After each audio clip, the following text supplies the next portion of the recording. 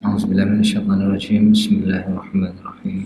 Alhamdulillah rabbil alamin wassalatu wassalamu ala asyrafil anbiya'i wal mursalin wa ala alihi wa sahbihi ajma'in.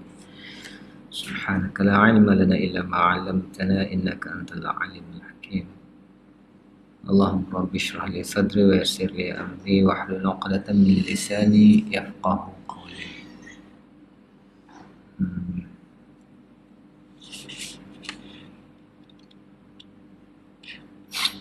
Kita berada di usul yang ke-10 ataupun kita baru masuk hari ini ke usul yang ke-10, iaitu kerangka kasar ataupun struktur makro. Yang ke-12 mengesan struktur makro atau ayat An-Nazmul Khafif. Mengesan struktur makro ataupun An-Nazmul Khafif dalam ayat-ayat Al-Quran, iaitu mengesan perkataan-perkataan yang saling berkaitan dalam satu ayat atau beberapa ayat. Kemudian semua ayat perkataan di dalam Al-Quran ada artinya sendiri, tiada satu pun hurufnya berlebihan atau sia-sia. Dalam membicarakan suatu perkara, para ulama tafsir kadang-kadang memerlukan beberapa buku surat untuk menyelami maksudnya. Mereka sehabis daya berusaha mengaitkan satu ayat dengan ayat yang lain, bahkan satu perkataan dengan satu perkataan yang lain. Segala mahzufat, perkataan-perkataan atau ayat yang buang dipastikan segalanya tersembunyi akan dinyatakan.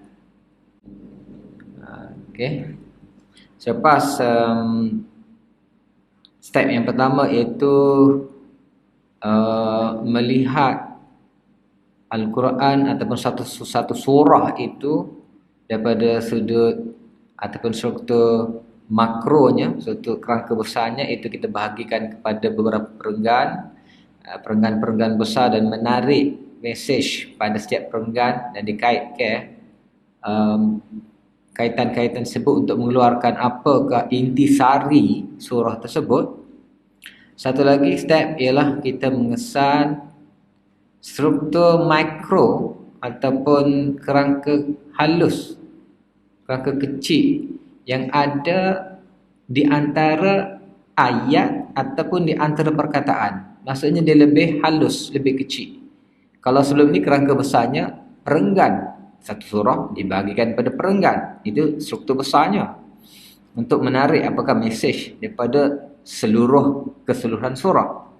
Dan untuk mendapatkan mesej pada setiap perenggan ataupun paragraf itu, kita harus melalui struktur mikronya juga, iaitu kaitan antara setiap perkataan ataupun apa kita kata, perkataan-perkataan tersendirilah, perkataan-perkataan yang punya maksud, ataupun kita kata antara kita kata komponen paling kecil sekali huruf kan. Apa huruf tu kalimah yang pula membentuk jumlah membentuk ayat kan. Jumlah membentuk ayat pula membentuk perenggan tersebut. Jadi hak so kecil itu huruf kalimah ataupun perkataan. Cuma sekali lagi bila sebut huruf ni dalam bahasa Arab, huruf ataupun perkataan, dia apa ni, huruf itu mungkin kalau kita terjemah perkataan itu daripada kalimah, huruf itu huruf lah. Tapi huruf juga dia membawa maksud perkataan. Ini huruf-huruf, sebab huruf ni dalam bahasa Arab dia ada pembahagian ni pula. Huruf-huruf hijaiyah kita kata, alif, ba, ta, huruf-huruf yang tidak ada maksud tersendiri, itu juga dipanggil huruf. Tapi ada juga kadang-kadang huruf yang dia mewakili satu makna. Dia juga seolah perkataan. Sebab tu macam pembahagian, itu pembahagian perkataan, huruf ke apa, kadang-kadang kita memahami bahawa apa ni, huruf itu adalah huruf hijai. Sebab dalam bahasa kita huruf adalah huruf lah. Alfabet A, B, C, dia tak akan membawa makna kecuali kalau digabungkan. Tetapi dalam bahasa Arab, huruf ni ada bagi dua. Satu huruf yang serupa dengan alfabet tu, huruf hijai yang tak ada makna, alif, ba, ta. alif, ba, jim, dal. Ada juga huruf yang mewakili makna. Contohnya lam. Lam huruf, tapi dia juga perkataan. Dia juga ada makna sendiri. Lam bermaksud bagi. Kan? Lam bagi ataupun ada bermaksud lah. Lam ataupun kaf bermaksud seperti. Ada juga yang gabungan antara dua huruf min, an. Ada juga yang gabungan 3 ila, kepada. Itu juga kadang-kadang untuk takut mengelirukan kita, sebab kadang-kadang macam kita kata baru ni apa ni dipanggil pembahagian perkataan kepada huruf-huruf. Maksudnya huruf itu mewakili, ada juga struktur ataupun komponen terkecil daripada ayat adalah huruf lah. Ba, dengan, ataupun ba tu juga mungkin dengan maksud bermula ke ikutlah. Ba tak ada maksudnya kan, menggunakan ke, sebab ke kan, ba sababiyah. Okay. Jadi hak struktur makro ni ialah kita nak banding ke komponen-komponen yang paling kecil dalam ayat. Ayat itu dibentuk daripada jumlah dibentuk daripada perkataan-perkataan. Perkataan dibentuk daripada huruf. Kan? Langkah-langkah yang perlu diambil dalam usaha untuk mengesan kesinambungan satu perkataan dengan perkataan yang lain. Seterusnya satu ayat dengan satu ayat yang lain. Okey, lagu mana cara dia? Dia punya langkah-langkah, dia punya step. Yang pertama, mengesan apa-apa tersirat di sebalik beberapa ayat kecil, yakni jumlah di dalam suatu ayat yang panjang. Okey, ayat yang panjang itu dia kadang-kadang ada ayat-ayat yang kecil, kita panggil jumlah ataupun frasa lah, frasa, klausa yang bentuk satu ayat. Contohnya kita kata ayat panjang, ayat kursi ada berapa kan? Ada apa ni? Berapa? 9 ke? Ataupun ayat tadayun tu berapa banyak tu. Ada ayat-ayat panjang lagi, yusikumullahu fi auladikum lidzakari mislu hadzal unsay, itu banyak. Dia panggil jumlah ataupun frasa itu membentuk ayat, dan kita kena tengok apa yang tersirat di sebalik ayat yang kecil tersebut. Jadi dia ada makna dia sendirilah. Yang kedua, berusaha untuk mengelak kebolehan memahami struktur ayat dan apa yang tersurat. Yang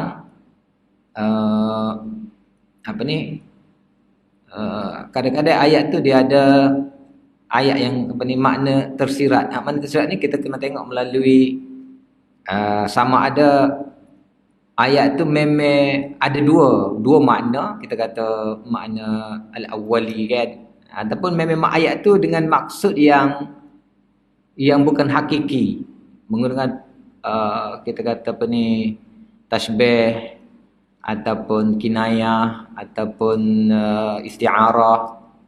Ini ayat tu ada metaforanya lah. Memahirkan diri dalam mengesan apa-apa yang dibuang, mahzufat, dan apa yang seharusnya ditakdirkan. Ini bab az-zikr wal mahzuf pula ni. Apa yang disebut, apa yang tidak disebut.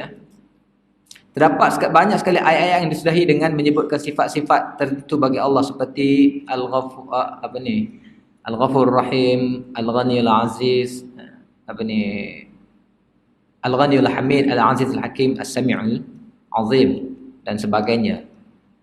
Ia tentunya punya maksud dan perkataan berkaitan dengan apa yang disebut sebelumnya atau selepasnya yang harus diberi hikmat yang disebutkan. Okey, ini step-step yang harus kita tahu. Yang pertama sekali ialah bahawa di dalam Al-Quran ni tidak ada satu pun hurufnya yang berlebihan. Apa maksud tidak ada yang berlebihan? Maksudnya kadang-kadang kita jumpa dengan kalau kita belajar i'rab, dipanggil huruf-huruf zaidah kan?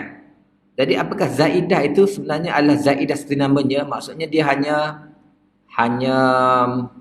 kita kata huruf lebih yang tidak membawa maksud, yang kita tak terjemah pun. Zahaballahu binurihim, Zahaballahu binurihim wa tarakum fi dhulumatil la yabsirun. Kita terjemah Allah telah menghilangkan. Bi itu kita tak terjemah. Wa mallahu bighafilin amma ta'malun. Allah itu tidak lalai. Kita tak terjemah bi itu huruf zaidah. Adakah zaidah itu memang perkataan yang berlebihan atau sia-sia? Tak ada. Tak ada yang sia-sia. Sebenarnya ada. Ada maksud, ada, walaupun kadang ada ulama mengatakan itu sebagai hadiah, iaitu maksudnya kalau tak ada makna pun dapat juga pahala satu hasanah, kan? Ataupun 10 hasanah, ataupun mungkin 70 hasanah bila dibaca pada bulan Ramadan. Maksudnya dia tak sia-sia. Adakah ia dikategorikan sebagai tak ada makna atau sia-sia? Tak ada. Semuanya berperanan. Semuanya berperanan bila kita mengetahui ataupun kita menguasai bahasa Arab yang kita kata yang mendalam lah. Setiap perkataan itu mewakili makna tertentu. Dia bukan zaidah semata-mata, dia ada makna dia. Dengan gabungan itu ada makna tertentu. Sama ada dia memberi makna takkid, menguatkan lagi, kan? Ataupun mungkin kita jumpa dengan takrir, pengulangan-pengulangan. Kita tahu Quran ni ada penggunaan bahasa dia, ayat dia, lenggok, dia banyak menggunakan ijaz, ataupun ayat yang ringkas, padat tapi ringkas tapi padat dengan makna. Banyak lagu tu. Sebab itulah hadis diperlukan untuk membahaskan suatu yang ijaz ataupun peringkasan dalam Al-Quran, ataupun Allah menyentuh suatu dalam secara dipanggil ibham, secara mubaham, ataupun ijmal yang kita kategorikan sebagai kurang jelas dan harus dijelaskan. Yang ijmal ataupun yang ibham itu dijelaskan. Walaupun dalam kita belajar usul ni sebenarnya sama ada mubham ataupun mujmal itu sebenarnya dijelaskan juga dalam Al-Quran. Ada tempat lain yang menjelaskannya, ataupun mungkin al-hadis. Tapi nak ayatnya Al-Quran, dia gaya bahasanya dia tidaklah detail seperti kita baca apa buku undang-undang kau satu pun harus detailkan, dia detail sedetailnya. Dia tidak menggunakan kaedah, dia banyak tidak menggunakan kaedah detail ataupun itnab panjang, dia guna kaedah yang ijaz. Tetapi dalam masa yang sama kita jumpa kadang-kadang pengulangan, takrir dipanggil. Takrir, banyak kali ulang benda sama. Kita kata kenapa lagu tu ada kata takrir itu saja-saja? Bukan, tidak saja-saja. Kenapa tak? Dalam surah Ar-Rahman, kalau kita buat fabi ayyi ala'i rabbikum tukadziban, katakanlah tak. Kita buat fabi ayyi ataupun kita waksa aja. Fabi ayyi ala'i rabbikum tukadziban, ikutlah kita nak letak yang terakhir kau yang mula-mula. Maksudnya kalau kita buang fabi ayyi ala'i rabbikum tukadziban tersebut, nescaya surah Ar-Rahman adalah satu surah yang sangat ringkas. Ayatnya pendek-pendek. Ar-Rahman, Mudhammatan, kan? Pendek-pendek ya. Kenapa banyak diulang? Adakah itu satu sia-sia ataupun kenapa maksudnya? Adakah ia sia-sia? Tidak. Suatu yang diulang-ulang itu bukan sia-sia. Ada tempat hak pengulangan. Al-Qari'ah, Mal-Qari'ah, wa ma adraka Mal-Qari'ah. Ataupun kaedah-kaedah macam kita kata antaf dan ma'tuf yang dibawa balik. Suatu yang sepatutnya tak perlu dah diulang balik. Itu semua tidak sia-sia. Okey?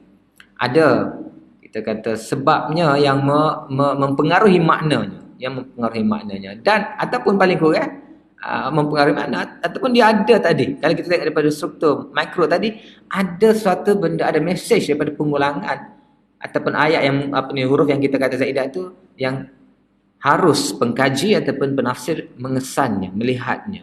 Maksudnya daripada struktur paling kecil sekali harus ditengok, walaupun daripada struktur yang paling kecil sekali lah, iaitu huruf-huruf. Okay? Mengesan apa-apa yang tersirat di sebalik ayat yang panjang, ataupun satu lagi ayat yang ketiga tu memahirkan diri dalam mengesan apa-apa yang dibuang. Ini pun jadi sebenarnya usul ni sebenarnya agak dalam, agak tinggi. Dia memerlukan kemahiran, memerlukan kita kata kelengkapan alat-alat bahasa ni sangat tinggi lah. Maksudnya memang orang yang pada peringkat ataupun pada level orang alim lah kita kata tak. Orang yang ni maksudnya kita ni mungkin tidaklah sampai peringkat tu, tapi kita kena tengok lah. Kita kena tahu juga. Kita kena tahu juga. Dan kalau kita belajar tafsir, kita kena sedar bahawa apa-apa yang disebut oleh mufassir tersebut ada kaitan dengan usul yang kita belajar ni. Kalau kita suruh tinggi lah. Kalau kita suruh ini tinggi ni usul ni kan. Usul ni tinggi ni untuk orang yang hebat, apa ni, orang yang alim lah, ulama lah kita kata kan.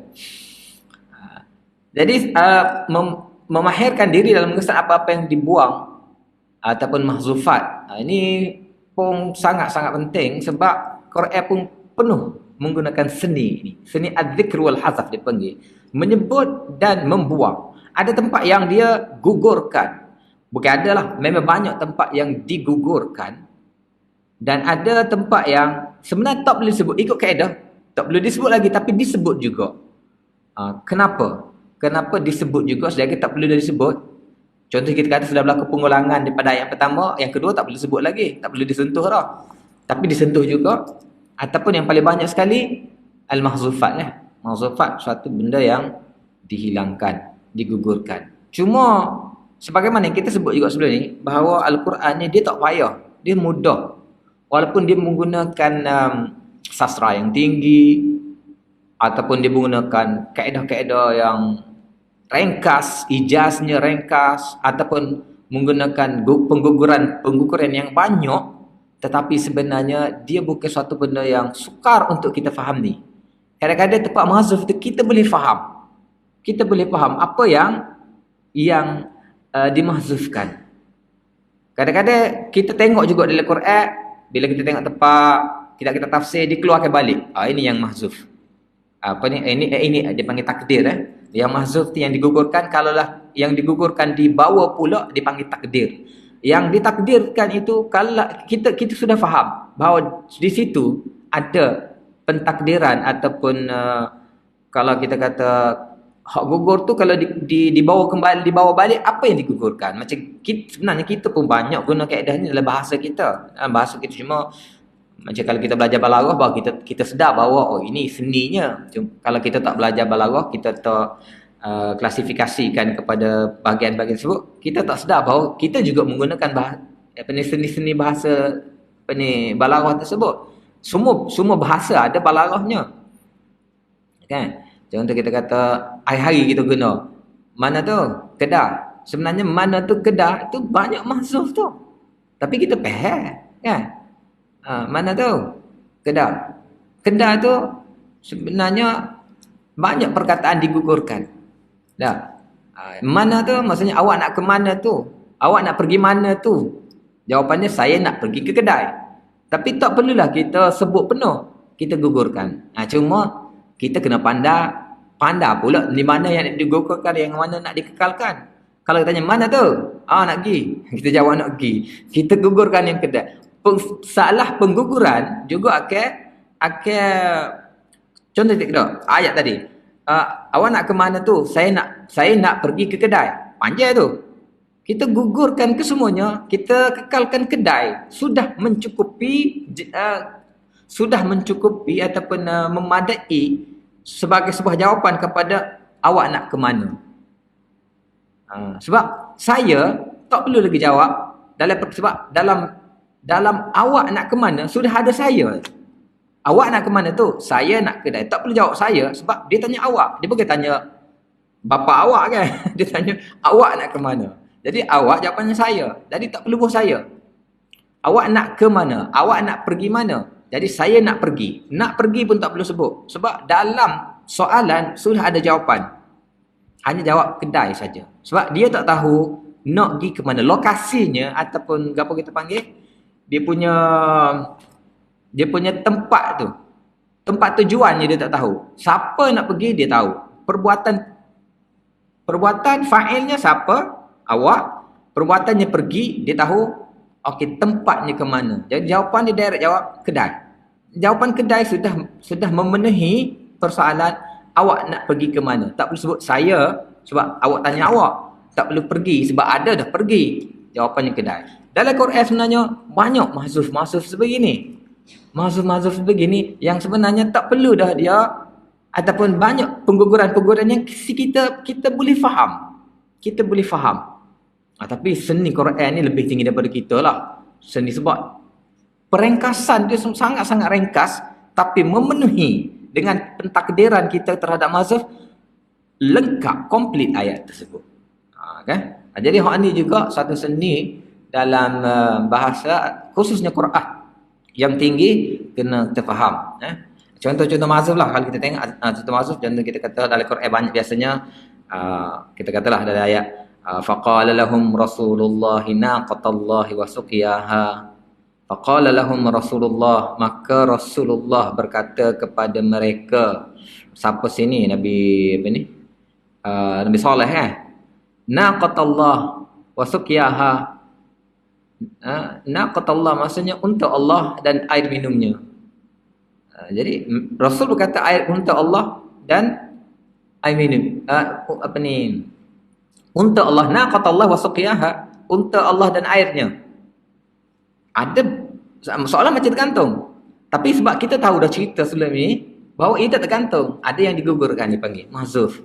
Sebab itu perjanjian, permintaan mereka bahawa nak pada ni ya, kalau kamu benar ya soleh, keluarkan unta daripada batu. Dan Nabi Allah kata apa, ada syaratnya. Okay. Syaratnya ke apa? Jagalah, jagalah ni air unta Allah ini yang kamu minta sendiri, dan suqiyaha, air minum, maksudnya adalah dalam cerita pembahagian air, tapi akhirnya dia bunuh sebab tak dare dengan air tu kan. Ataupun contoh-contoh lain, was'alal qaryati allati kunna fiha wal 'ayra allati kunna fiha, dalam surah Yusuf. Was'alil qaryah, tanyalah negeri itu, tanyalah kampung itu. Macam mana boleh tanya kampung? Maksudnya tanyalah penduduk kampung. Tapi kita faham, kita tak rasa benda ni apa maksudnya tanya kampung. Tidak apa panggil, tidak akan, kita tak keliru, kita boleh faham. So, kita pun guna juga sebenarnya. Contoh kita kata, Kuala Lumpur kecewa dengan kenyataan Phnom Penh, contohlah kita katakan. Jadi apa maksud Kuala Lumpur? Kita faham Kuala Lumpur tu bukan maksudnya Kuala Lumpur, tetapi kerajaan Malaysia yang berpusat, ataupun kita kata Putrajaya, kita kata jadi kita faham Putrajaya itu maksudnya adalah bukan Korea tu. Itu mahzuf dalam Al-Quran banyak dia menggunakan. Faman kana minkum maridan aw ala safarin fa iddatun min ayyamin ukhra. Barang siapa yang marid, sakit, aw ala safar, ataupun dalam perjalanan, maka dia ganti. Macam mana orang yang sakit dan dalam perjalanan kena ganti? Maksudnya dia berbukalah dalam puasa. Jadi kita tahu bahawa ada yang mahzuf, gugur, dan ada yang ditakdirkan. Faman kana minkum maridan aw ala safarin fa aftara. Nah, barang siapa yang sakit dan dalam bermusafir, maka dia berbuka puasanya, dia tak puasa, maka kena gantilah. Jadi fa aftara tu kita faham, tak perlu sebut. Jadi walaupun Quran banyak menggunakan mahzuf-mahzufnya mudah difahami, tapi kita kena tahu seni memahami dan juga seni untuk mentakdirkan dia, untuk mengeluarkan. Boleh buat aftara tersebut sebab apa? Sebab kita tahu. Kena faham lah dah. Ataupun hak itu sikit-sikit kalau panjang. Contohnya kita kata ayat yang panjang, banyak tu kita pengguguran, tapi kita boleh faham. Contohnya cerita Nabi Yusuf. Bila Nabi Yusuf keluar daripada penjara dan akhirnya dua orang yang rakan sepenjaranya terlupa dah Nabi Yusuf, akhirnya Al-Aziz ataupun Raja Mesir bermimpi, dan dipendekkan cerita dia teringat, wa qala alladhina najam minhum wa dzakara ba'da ummatin ana unabbiukum bi ta'wilihi. Kan bila cerita gitu, cerita habaq mimpi ni, dia pun tengok, saya ada saing dulu dalam penjara dulu kan. Memang besar nama Yusuf memang hebat bab mimpi. Jadi dalam ayat tu, wa qala alladhina najam minhum wa dzakara ba'da ummatin ana unabbiukum bi ta'wilihi fa arsilun Yusuf ayyuhas siddiq. Kalau kita tengok tu Fa'arsilun, maka apa ni, raja kata hantarkan dia kepada saya. Wahai Yusuf, hantar pun baru suruh hantar, tiba-tiba dialog wahai Yusuf. Maksudnya senggang di antara dua tu mestilah orang tu apa ni, wakil raja pergi ke penjara kan, minta Yusuf, jemput Yusuf mari, dan Yusuf dihadapkan masuk ke dalam penjara, dan dia pun bertanya pada Yusuf. Tak perlulah dicerita sedetail itu supaya dalam sinetron ataupun dalam novel. Tak perlulah cerita sedetail itu. Boleh digugurkan dan kita faham. Sebab kalau nak cerita sedetail itu, panjanglah Quran. Jadi Quran menggunakan kaedah yang ringkas-ringkas. Banyak kita kata mahzuf-mahzuf yang ditakdirkan, tetapi tidaklah payah untuk kita menyedarinya. Kecuali adalah tempat-tempat yang cuba untuk orang-orang yang punya hati apa ni orang kata zaiq. Itu cubalah macam kita kata dalam bab apa ni ayat surah Nisa gitu kan. Apa ni, kalau kamu merasa taklah keadil, maka tentang adik yatim, maka kawinlah 2, 3 dan 4. Ada kata sini banyak berlaku pengguguran siapa seperempat daripada Al-Quran. Tidaklah. Okey. Ataupun sebenarnya banyak dalam bab mazhab ni. Contoh kita kata khalatu amalan salihan wa akhar sayyi'a. Kita faham sebenarnya, tapi kalau kadang-kadang dia setengah-setengah tepat. Kalau orang tak kata mazhab pun kita tak terasa. Khalatu amalan salihan wa akhar sayyi'a. Kalau kita nak cuma secara harfiah, mereka mencampur bawakan amal yang soleh dan satu lagi yang buruk. Apa maksudnya? Maksudnya mereka khalatu amalan salihan bisayyi'in wa akhara sayyi'an bisalihin. Mereka mencampur adukkan amal soleh dengan amal yang buruk, dan amal yang buruk dengan amal yang soleh. Itu maksudnya. Tapi dia tidak, dia gugurkan khalatu amalan salihan wa akhara sayyi'a. Mereka menggugurkan yang soleh dan satu lagi yang buruk. Sebenarnya kalau kita tak takdir pun yang mahzuf tersebut, yang digugur tersebut, kita boleh faham kan? Kita boleh faham khalatu amalan salihan wa akhara sayyi'a, bermaksud menggabungkan ataupun mencampur adukkan amal soleh dengan amal yang buruk. Walaupun sebenarnya ada pengguguran. Okay. Lepas tu terdapat banyak sekali ayat yang disudahi dengan menyebutkan sifat-sifat tertentu tentang Allah SWT, seperti Al-Ghafur Rahim, Al-Ghani Al-Hamid, Al-Aziz Al-Hakim, As-Sami'ul Alim. Hak ni pun sebenarnya ini nama-nama Allah ini gabungan dua-dua nama biasanya, sekapuh-sekapuh ni kan, diletak di akhir-akhir ayat. Dia ada maksud tersendiri, bukan saja-saja. Quran ni bukan saja-saja tangkap muat, kita kata. Ada maksud yang kita boleh relate dengan ayat sebelumnya. Kenapa ayat ini dua kita kata sifat ini dirujuk kepada mesej yang nak disampaikan kepada sebelum. Dia bukan kata saja-saja bubuh. Sebab Al-Ghafur Rahim, gapo dia sebelumnya? Sebab Al-Aziz Al-Hakim, gapo sebelumnya? Dia mesti ada makna dia. Bukan kita kata saja-saja nak sebab Allah, nama Allah banyak, ada 99 nama Allah. Jadi ikutlah bubuhlah Al-Aziz Al-Hakim, Al-Jabbar Al-Qahhar, Al-Aziz Al-Muntaqim. Bukan. Ada kaitan dengan cerita. Kan? Contohnya kita kata Al-Ghafurur Rahim, ataupun dalam ayat contoh kita kata tentang Nabi macam Allah, dialog antara Allah menegur Nabi Isa, antakul talinnas ittakhizuni wa ummi ilahin min dunillah. Okay? Wahai Isa, mu kau yang suruh hamba-hambaku untuk menyembah kamu dan ibu kamu, yakni Kristian lah. Kan? Dan Nabi Musa kata, tak, in kuntu qultu faqad alimtah ta'lamu ma fi nafsi wa la a'lam fi nafsik innaka antal allamul ghuyub. Lepas tu ma qultum illa ma amartani bi an ibudallaha rabbi wa rabbukum wa kuntu ala syahidan ma dumtu fihim falamma tawaffaitani anta raqiba anhum anta ala kulli syai'.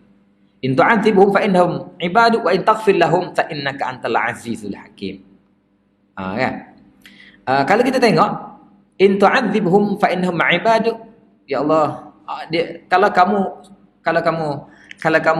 tu'adzibhum, kalau kamu mengazab mereka, maksudnya orang Kristian lah, orang Kristian yang syirik dengan menyembah Isa dan ibunya sebagai Tuhan, Nabi Isa kata in tu'adzibuhum fa innahum ibaduk. Kalau kamu menyeksa mereka, maka mereka adalah hamba-hamba kamu. Kamu bolehlah. Tapi wa in taghfir lahum, kalau sekiranya kamu mengampunkan mereka, fa innaka antal azizul hakim. Kita tengok fa innaka antal azizul hakim. Kenapa tidak fa innaka antal ghafurur rahim? Kalau nak kira lagu tu sebab dia kata in taghfir lahum. In taghfir lahum. Sebab kalau kita kaitan, kalau kita secara logiknya kaitan antara in taghfir lahum fa innaka antal ghafurur rahim lah. Kalau kamu mengampunkan, kalau kamu azab tak apalah sebab itu hamba-hamba kamu, tapi kalau kamu ampunkan mereka, maka engkau ya Allah Maha Pengampun lagi Maha Penyayang. Sepatutnya. Tapi kenapa innaka antal aziz? Itu ulama telah bahas. Kalau innaka antal ghafurur rahim, dia dalam keadaan maksud dia bahawa engkau lah yang mengampunkan. Maksudnya ayat tu ayat memujuk. Ya Allah, engkau lah Maha Pengampun, ampunkanlah, kan? Tapi itu bukan ayat memujuk. Itu ayat penyerahan, pasrah. Ayat pasrah. Maksudnya Nabi Isa memasrahkan pada Allah SWT. Sebab anta ya Allah Al-Aziz yang Maha Perkasa. Maksudnya keputusan engkau dalam mengampun ataupun adalah keputusan mutlak engkau. Engkau adalah yang Maha Aziz. Tidak ada campur tangan orang lain. Tidak ada keputusan lebih atas lagi daripada engkau. Nah, kalau kita kata dalam bab pengampunan sekarang ni, kita kata mahkamah tinggi, mahkamah rendah, ada gapo badan legislatif ke gapo, kadang-kadang sesuatu pengampunan itu masih lagi di bawah satu kuasa yang lain yang mungkin boleh mengubah keputusan pengampunan. Tetapi engkau ya Allah tak ada dah. Engkau tak ada dah orang lain yang lebih berkuasa daripada engkau. Jadi seolah-olah Nabi Isa bukan memujuk. Kalau dia kata innaka antal ghafur rahim, ayatnya memujuk. Ampunkanlah sebab engkau Maha Pengampun. Tapi tak, dia bukan memujuk. Innaka antal aziz, engkau Maha berkuasa. Al-Hakim, Maha bijaksana. Dalam keputusan itu Al-Hakim. Apa kaitan Hakim dengan maghfirah? Sepatutnya Ar-Rahim lah.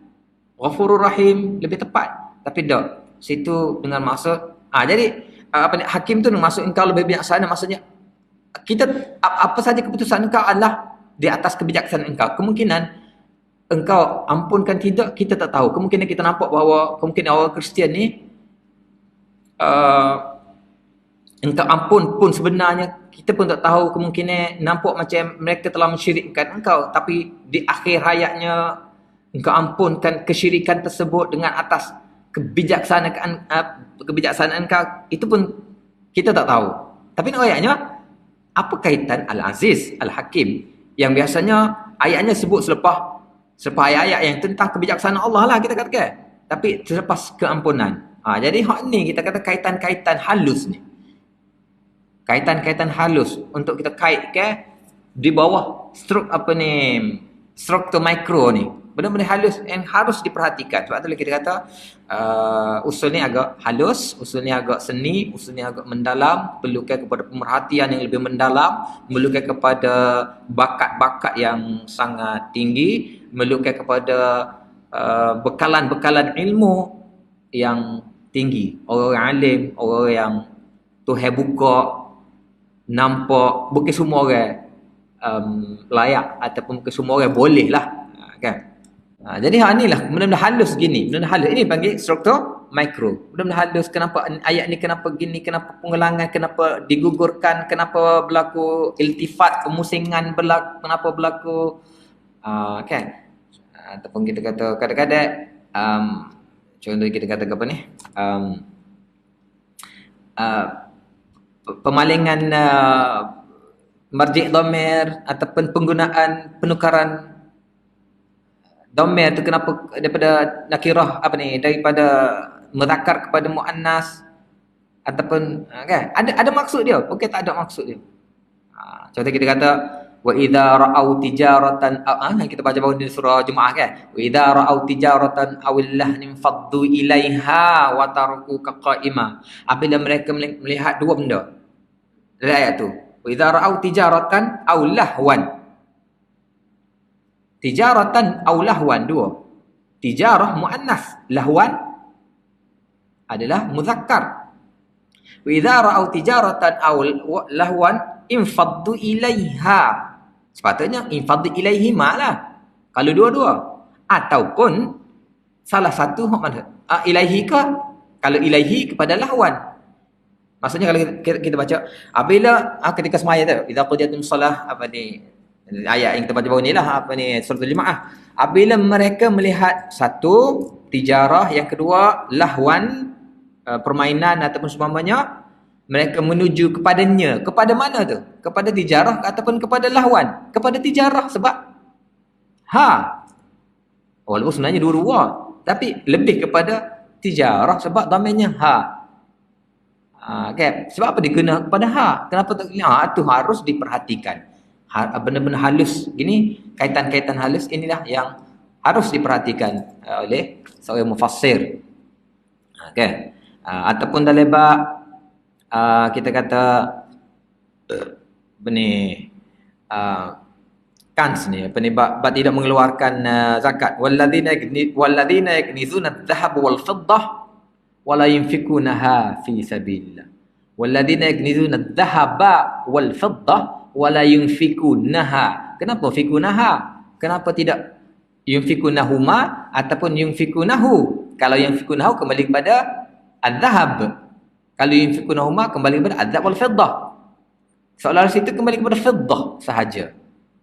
Okey, kenapa fiddah saja? Kenapa tidak mungkin ulama boleh bahagi. Maksudnya setara fiddah pun tak keluar, zahab apa lagi? Katalah contohlah kan. Allah alam lah. Tapi ayatnya seni-seni halus ni dia harus diperhatikan seorang yang nak mentafsirkan lah di bawah struktur mengesan benda-benda halus, kaitan-kaitan halus ni okay. Contoh struktur makro dalam satu ayat ataupun surah. Lihat perkaitan rapat antara at-tin, az-zaitun dan antara az-zaitun dan turisinin, dan antara turisin al-baladil amin. Keempat-empat perkataan itu pula berkait rapat dengan ahsana taqwim dan asfala safilin, dan kesemua itu tersebut berkait rapat pula dengan ad-din ataupun yaumaddin. Yang akan nyatalah keadilan Allah SWT pada hari itu. Sungguhnya hari kiamat itu merupakan sebesar-besar dalil bagi adanya ahkamul hakimin. Okey, dalam surah At-Tin. Kemungkinan kalau kita tengok secara harfiah terjemahan wattin, wazaitun, buah tin, buah zaitun dan negeri yang aman ini, sungguhnya kami telah mencipta kamu manusia itu sebaik-baik ciptaan. Kemudian kami jatuhkannya sebawah-bawah ni. Jadi kadang-kadang apa kaitan-kaitan itu kalau kita tak perhatikan secara halus, benda-benda halus mungkin kita tak nampak. Kemungkinan masih lagi orang menganggap bahawa tin dan zaitun itu buah tin dan buah zaitun. Walaupun betul lah tin dan zaitun, buah tin dan zaitun, tapi ianya sebenarnya berkaitan dengan apa? Apa maksud di sebaliknya tu? Benda-benda halus gini dipanggil pemerhatian kepada benda-benda halus gini lah. Jadi maksud apa kaitan tin dan zaitun dan turisinin? Jadi maksudnya bila kita kaitkan dua tu, ianya bukan tin, bukan zaitun. Sebab kita kaitkan turisin. Turisin ke apa? Turisaina ini adalah satu tempat ataupun gunung. Gunung Tur ni tempat Nabi Allah menerima wahyu. Dan Al-Baladul Amin, kaitan Turisin dan Al-Baladul Amin, Mekah juga ada satu gunung ataupun satu tempat yang Nabi juga menerima wahyu situ ke, ataupun Mekah tu sendiri tadahan wahyu kita kata. Jadi Turisaina dan Al-Baladil Amin apa kaitan? Dan kita kembali kepada tin dan zaitun, maka kejumpalah apa maksud tin dan zaitun. Pemerhatian gitulah. Maksudnya dianya bukan buah tin, bukan buah zaitun. Sebaliknya ia berkaitan dengan tempat. Jadi apa kaitan keempat-empat ni? Keempat-empat itu sebenarnya adalah tempat tadahan wahyu. Bermaksud apa? Dia nak kaitkan dengan wahyu.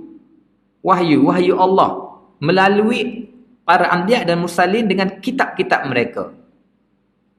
Maksudnya seperti yang kita sebut ini, dia tentang berkaitan dengan dalil naqli dan akli situ. Lepas tu apa kaitan pula dengan kita kata ahsana taqwim, asfala safilin. Ini berkaitan dengan manusia tu. apa ni kita kata pembahagian mereka dalam menerima wahyu tersebut, menolak ataupun menerima. Laqad khalaqnal insana fi ahsani taqwim. Ialah orang yang menerima semua wahyu tersebut, tapi orang yang sepatutnya makhluk yang paling mulia yang menerima wahyu Allah SWT itu, boleh jadi mereka akan jatuh sehina-hinanya apabila mereka menolak wahyu. Jadi ianya kaitan dengan tu zaitun, tin, apa semua tu kaitan belaka tu. Kan?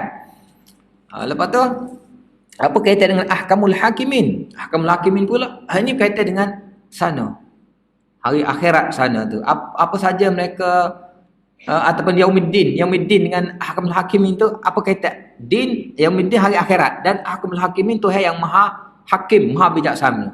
Yakni hari akhirat itu adalah milik Allah SWT dalam mengadili, sebab memang hari akhirat ataupun Yaumuddin adalah hari pengadilan kepada tempoh ujian kita manusia ni berada atas dunia. Di sana semua diadili dengan Tuhan yang maha bijaksana, dengan Tuhan yang maha apa panggil? Maha bijaksana lah. Jadi situ kita kait apa kaitan-kaitannya? Boleh keluar belakang sini apa ni? Kita boleh keluar ke message atau maksud sebenar melalui pemerhatian kita daripada struktur paling kecil, iaitu setiap kalimah-kalimahnya. Kalimah az-zaitun, kalimah at-tin, kalimah baladil amin, kalimah tersebut kita boleh keluarkan melalui pemerhatian kita. Jadi akhirnya Allah SWT nak ayat gapo daripada tin, demi zaitun, nak ayat gapo. Dan akhir sekali al-baladil amin, Yaumuddin, ahkamul hakimin. Ayat bahawa manusia ini telah Allah SWT berikan segala-galanya. Maksudnya dari sudut suluhan pedoman Allah telah berikan. Allah SWT tidaklah hantar manusia ni sebebas-bebasnya ataupun kosong tanpa pedoman. Allah hantar setiap manusia, setiap zaman, setiap kaum itu ada rasul, ada nabi dan ada kitabnya. Dan kitab itu adalah panduan mereka untuk kembali ke alam sana, dan Allah akan menghukum dengan seadil-adilnya.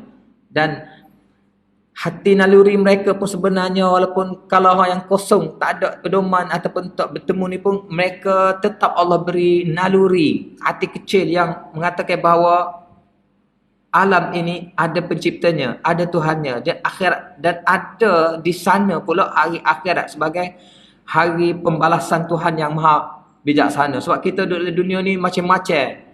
Kita kata, yelah, sebab apa kita kata dalam dunia ni hidup kita penuh dengan kita apa ni, berhadapan dengan kezaliman, berhadapan dengan ketidakadilan, kan?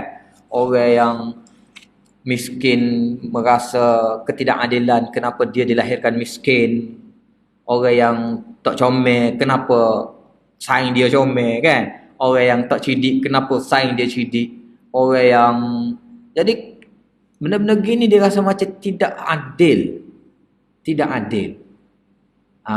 Ataupun jadi sebenarnya daripada situ, daripada naluri rasa tidak adil sebenarnya ada di sana. Di sebalik sana ada satu kita kata apa ni, pengadilan dari Tuhan yang Maha Adil. Jadi tapi dia tak tahu lagu mana nak ni. Kita orang Islam ataupun tak apalah, ada kitab kita, ada akidah kita tentang hari kebangkitan, tentang dosa pahala, tentang syahadah, tentang kunci syurga. Tapi mereka tak tahu. Jadi mereka buat keluar macam-macam ni lah. Dah reinkarnasi lah. Cerita tentang kita yang kena zalim ni, orang yang zalim ni, tak apalah zaman ni zalim, tapi dia mati, dia lahir besok dia akan jadi bewok kau, dia akan jadi babi kau, akan dikejar oleh orang sebab kezaliman dia akan dibalas pada reinkarnasi ataupun kebangkitan apa ni, pengulangan kehidupan semula dia. Dan orang yang baik yang mati dia akan jadi rama-rama ke tak? Baru ni gagal je. Butterfly apa ni, mentega terbang. Ya, mentega terbang. Jadi benda-benda gitulah. Padahal benda tu macam mana kita kata kita nak kutip semula benda yang kita sudah diterang, yang disuluh dengan terang melalui wahyu, melalui kitab, melalui hadis, melalui Quran. Tapi kita nak kutip lagi benda-benda yang hak diambil di apa ni, dicipta oleh orang yang tidak disulih oleh wahyu. Itu reinkarnasi, itu akidah tanpa suluhan wahyu, tanpa suluhan kan. Tapi nak ayat gitu, nak ayatnya kalau perhatikan surah Tin, setiap perkataan dia ada kaitan-kaitan dan akan keluar mesej ataupun apa maksud dia. Perhatikan perkataan Allahu, Al-Hayyu dan Al-Qayyum. Ini dalam ayat Al-Kursi. Bagaimana ia disulih dengan penafian sifat-sifat tanzihiyahnya, iaitu mengantuk dan tidur. Perkaitan di antaranya amat rapat sekali. Kaitan syafaat dengan ilmu, kaitan kursi dengan Allah, kaitan kekuasaan sifat tanzihiyahnya, la ya'uduhu, dan tidak merasa berat. Al-Aliyul Azim, maha tinggi lagi maha besar, dan mencakupi semua kandungan ayat Al-Kursi. Jadi ayat-ayat kursi juga. Ayat kursi, kalau kita perhati antara perkaitan ayat-ayatnya, penggunaan ayat itu juga kita boleh perhati macam tadi, ada maksud-maksud tertentu. Tapi anda lebih tertarik kepada satu lagi kaitan ayat kursi yang telah dibuat ketika kita jumpa. Cuba perhati, sangat-sangat kaitan dia, sangat-sangat ni Okey, cuba perhati ayat-ayat kursi. Kaitan ayat kursi ada berapa ni? Ada berapa frasa? Ada berapa ni?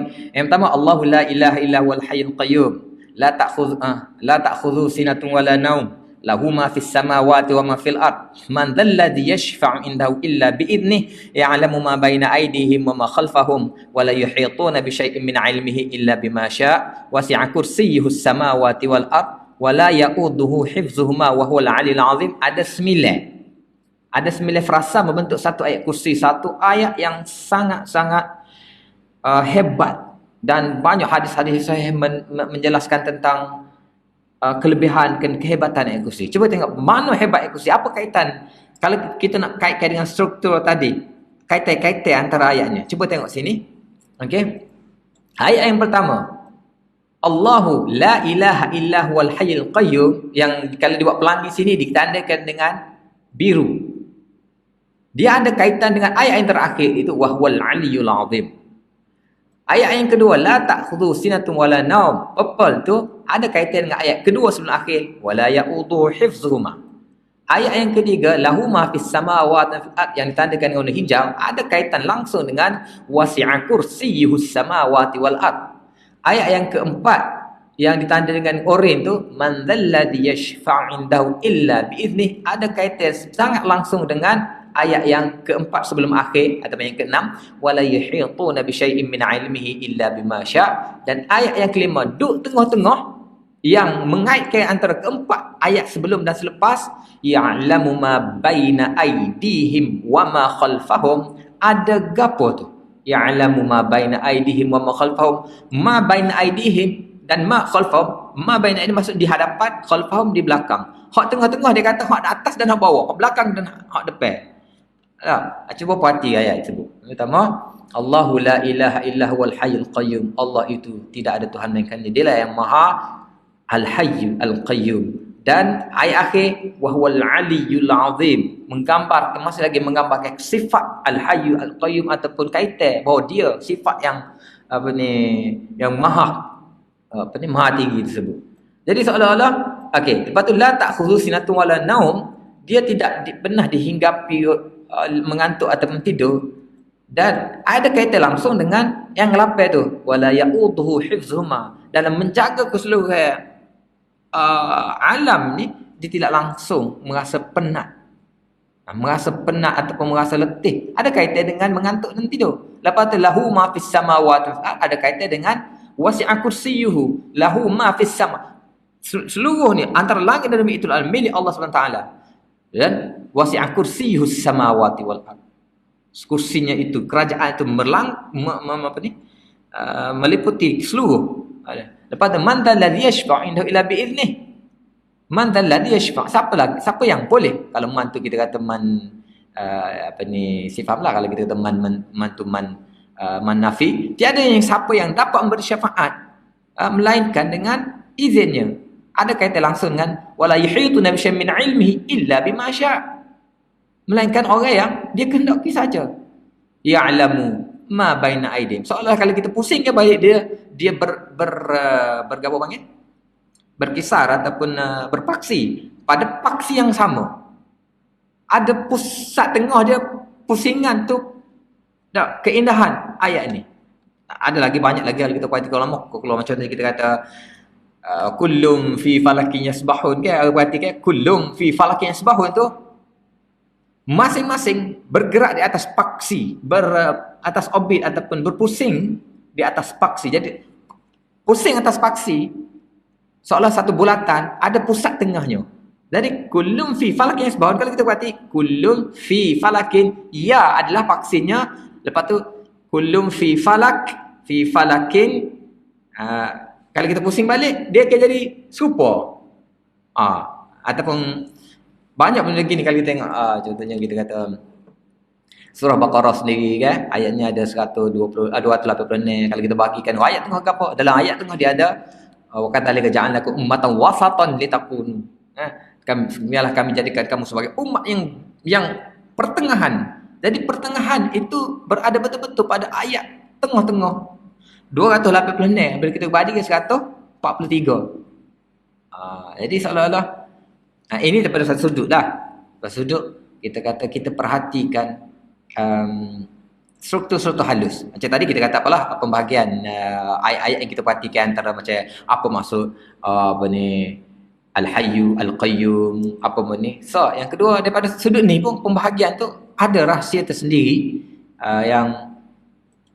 yang boleh kita perhatikan lah. Okay. Kaedah-kaedah mengesan struktur makro ayat-ayat Al-Quran. Okay. Ini kita sambung semulalah. Esok kaedah-kaedah mengesan struktur makro dalam ayat-ayat Al-Quran. Kena ni panjang sikit lah lebar ni. Dia agak halus sikit. Kemungkinan antara 20 usul ni yang usul yang paling kena perhati sikit lah. Wallahu'alam. Subhanakallahumma wa bihamdika asyhadu an la ilaha illa anta astaghfiruka wa atubu ilaik. Subhanarabbika rabbil izzati amma yasifun.